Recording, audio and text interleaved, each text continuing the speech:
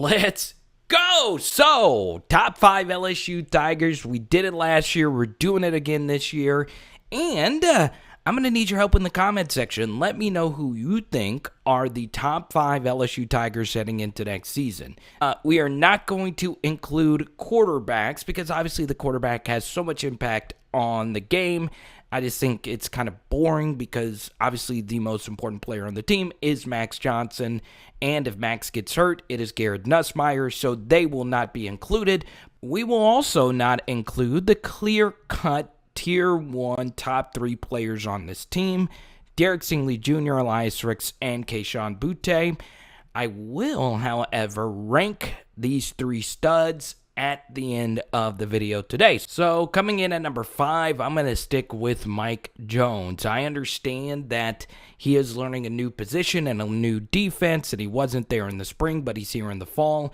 Look, his coverage grade was just so amazing according to PFF at Clemson. Is he going to be as good as Jabril Cox was last season just in his first year? Well, we don't really know. And look, even if Mike Jones isn't the starter, he does still have 3 years of eligibility remaining because the linebacker room is very experienced and very loaded with Bug Strong, Jared Small, Damon Clark, and Micah Baskerville. So, I still like Mike Jones to be the best linebacker out of this group. Number 4, I'm going to give you 2 names here, Ali Gay and Jaquelin Roy, the best defensive end and the best defensive tackle on this team. I really do like Ali Gay. There are some concerns because it was a really hot and cold year for him last year. So he was phenomenal against Mississippi State. Like one of the best defensive lineman performances you'll ever see. He was also really good against South Carolina. He had another great game against Florida. Now, he also was a liability defending the run. And the run fits overall as the LSU defense struggled last season were really bad.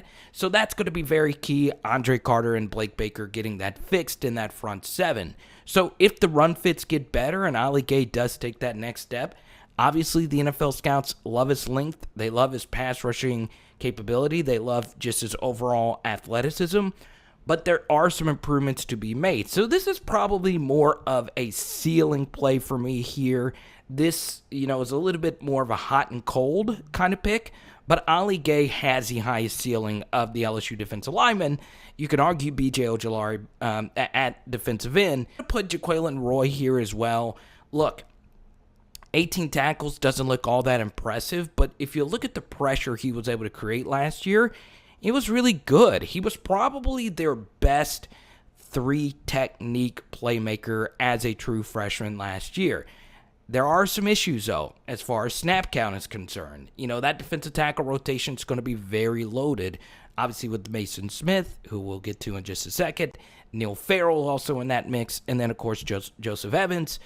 At number 3, I'm rolling with Jay Ward here. Look, it is a stretch. There are some red flags here, kind of like with Ali Gay. He's never played the position before. But the one thing I really like about Jay Ward is his mental makeup.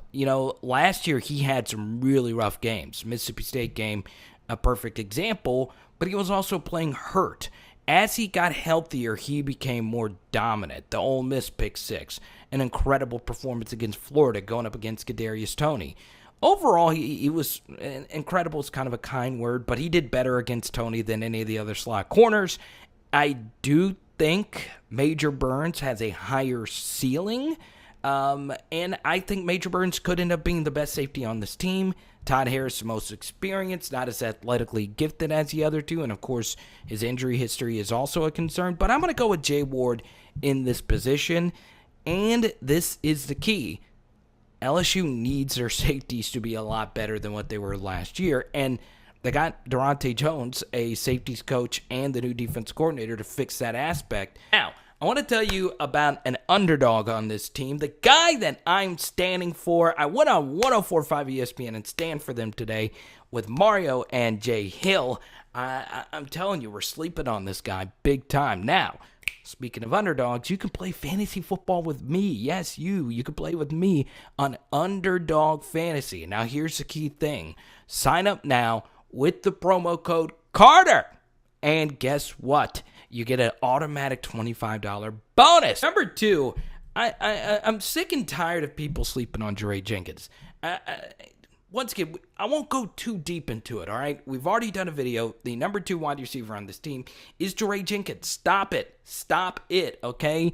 I understand Brian Thomas Jr. is killing it, and I understand Coy Moore is really talented, but Jaray Jenkins did so many things on this team last year, we simply don't give him credit for it. If you actually watch the film, you see that Jaray Jenkins was missed so many times due to really poor quarterback play, okay? Miles Brennan should have hit Jaray on quite a few more passes against Mississippi State. And look at all the advanced stats Jaray Jenkins dominated in. EPA per play. He was the best wide receiver returning in the SEC this year in EPA per play. While doing all of this, he had the lowest drop percentage of players with 15 or more targets last year. Jaray Jenkins, clear-cut number 2. If you want more reasons, you can find our Jaray Jenkins piece, the true underdog of PHL. And number 1, it is Kade York. Got to show some love to the specialist, man. And he is arguably just the best player on this team, period. I mean, he kicked the greatest kick in the history of LSU football. A 57-yarder in the swamp, in the fog, on the Gator logo. What in the world was that? Kade York, he's money. He's absolutely phenomenal. There you go. That's the list. We're done, but we're not. We still got to rate the top 3. All right, I'm going to give you the correct ranking of Elias Ricks, Derek Stingley, and Kayshon Boutte in just a second. But this is a question that gets brought up on our live streams all the time. Which freshmen are going to be the best immediate contributors going into next season? I'm going to give you a top 5 right now. Why not? At number 5, I have Garrett Dellinger. Offensive line depth. Snaps will be there, so hopefully he's healthy, ready to go. At number 4, I have Sage Ryan, the true freshman 5-star at Lafayette. At number 3, I am going to go with Mason Smith. I could swap him and Sage in that spot. Either way, both of those two are going to play a lot. I could also see Matthew Langlois getting a lot of snaps on special teams because of his elite athleticism, but Sage Ryan and Mason Smith are our 2 top defensive true freshmen going into next season. Also be on the lookout, of course, for Savion Jones and Bryce Langston. At number 2, I'm going to go with Armani Goodwin. I am a big fan of Corey Kiner as well, and if I were to bet who would have a better LSU career, these 2 or Emory and TDP, I'm going to go with these 2. I think both of these 2 have a higher ceiling than the other 2, just based on what I've seen thus far. Obviously, all we have is a high school film and a few practice footage highlights from Kiner and Goodwin. I give Goodwin the edge here because, number 1, he did play against a higher level of competition in Alabama at the highest level at Hewitt-Trussville.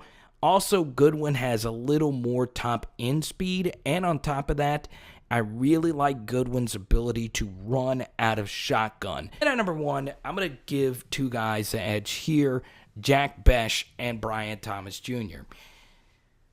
I've been a big Jack Besh guy for quite some time now, and I'm not the only one, right? He was my number 1 wide receiver heading into this class out of the group, and of course he's moved to tight end, and I still think he's going to ball out there. Yes, blocking is going to be a concern. It's probably not going to be that great next season. What do you expect? A wide receiver blocking for the first time. So, you take that with a grain of salt, his receiving ability. I can easily see him supersede Cole Taylor in that spot. But we'll see. Hopefully Cole Taylor takes that next step as a blocker, because if you watch his channel, Cole Taylor really struggled in that area. Going to give Brian Thomas Jr. some love here. And some of that is just intel from practice.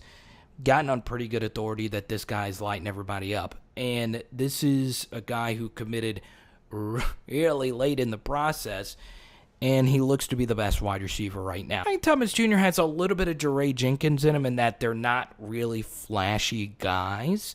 They're really quiet guys, so, you do tend to, wide receiver is such a diva position normally. So we've reached the elite tier, the S tier for you tier maker fans out there, right? Who are the 3 best players on the team? Well, of course, it's Elias Ricks, Derek Stingley Jr., and Kayshon Boutte, right? Yes and no. While we can mostly all agree that these 3 are the best, that doesn't guarantee that they will be here. A perfect example of this was last year. We did an elite tier of Jamar Chase and Derek Stingley Jr. And obviously Jamar opted out, and Derek Stingley Jr.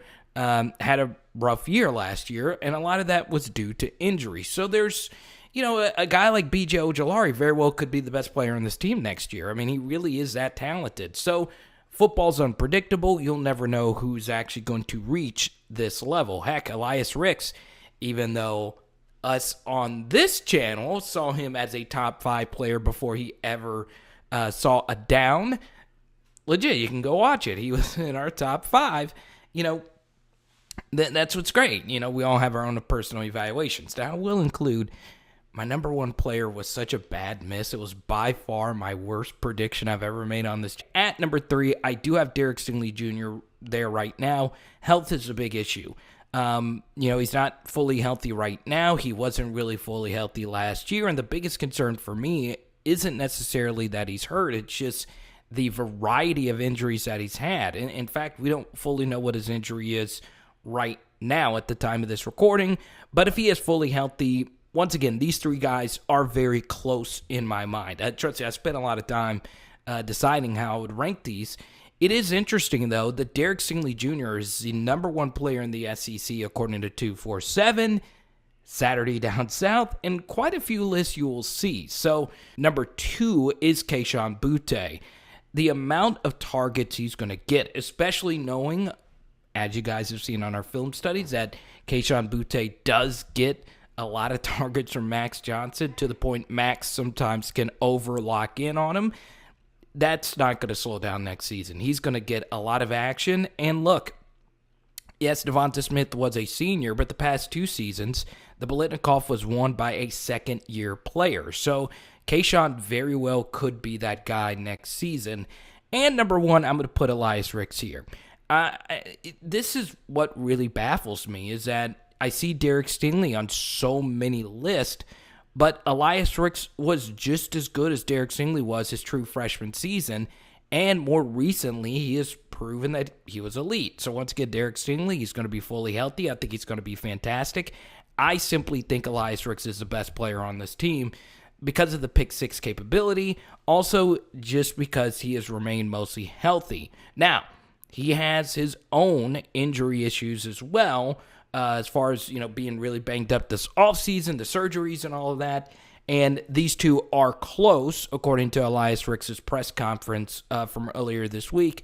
I just really think Elias Ricks is the real deal. I think he could be, when it's all said and done, Patrick Peterson level good. And I have felt this way, before he ever played it out. Like, he's just special. His story, playing for his junior season at Mater Day, and then his senior season at IMG, and then coming to LSU.